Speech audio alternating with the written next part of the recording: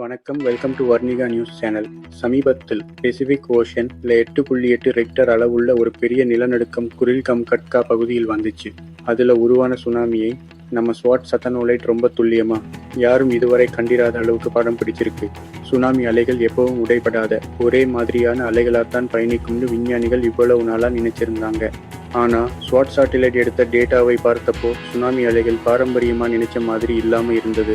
முன்னால் ஒரு பெரிய அலை 45 சென்டிமீட்டருக்கும் அதிகம், அதுக்கு பின்னால் சின்ன சின்ன அலைகள் சிதறிப்போவது போல அது பதிவாகியிருக்கு. இந்த சாட்டிலைட் பதிவு செஞ்ச அலைகளோட வடிவம் சுனாமி எப்படி பயணிக்கும்னு இவ்வளவு நாள் விஞ்ஞானிகள் வச்சிருந்த பழைய கணிப்புகளுக்கு சவால் விடுற மாதிரி இருக்கு. இது சுனாமி அலைகள் பற்றின நம்மளோட புரிதலை பூரணமா மாற்றப் போகுது. இதனால இனிமே சுனாமி வரும்போது முன்னெச்சரிக்கை அறிவிப்புகளை இன்னும் துல்லியமா கொடுக்க முடியும்னு சொல்றாங்க.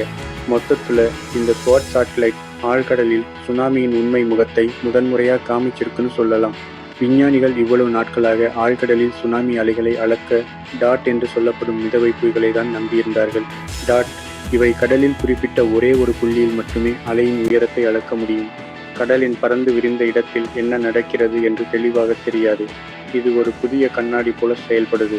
இது ஒரே நேரத்தில் சுமார் 120 கிலோமீட்டர் அகலமுள்ள 75 மைல்கள் கடற்பரப்பின் உயரத்தை அதிநவீன தெளிவுடன் படம் பிடித்து காட்டுகிறது. இதனால்தான் சுனாமியின் முழு வடிவத்தையும் அது எப்படி பல அலைகளாக சிதறி பயணிக்கிறது என்பதையும் முதல் முறையாக ஸ்வாட் சேட்டலைட் மூலம் பார்க்க முடிந்தது. பழைய கணிப்புகளுக்கு சவால் பாரம்பரியமாக பெரிய சுனாமிகள் சிதறல் ஆகாது, அதாவது அவை ஒரே பெரிய அலை வடிவமாகத்தான் பயணிக்கும் என்று நினைத்திருந்தார்கள். ஆனால் ஸ்வாட் தரவு 8.8 ரிக்டர் நிலநடுக்கத்தால் உருவான அந்த சுனாமி அலைகள் ஒரே வடிவமாக இல்லாமல் பல அலை தொகுதிகளாக உடைந்து சிதறி பயணிப்பதை காட்டுகிறது. இந்த சிதறல் விளைவுகளை சேர்த்து கணிக்கும் போதுதான் சாட்டிலைட் பதிவு செய்த உண்மையான அலை வடிவம் நோவா போன்ற நிறுவனங்களின் முன்னெச்சரிக்கை மாதிரி கணிப்புகளுடன் துல்லியமாக பொருந்துகிறது. இதனால் என்ன பயன்?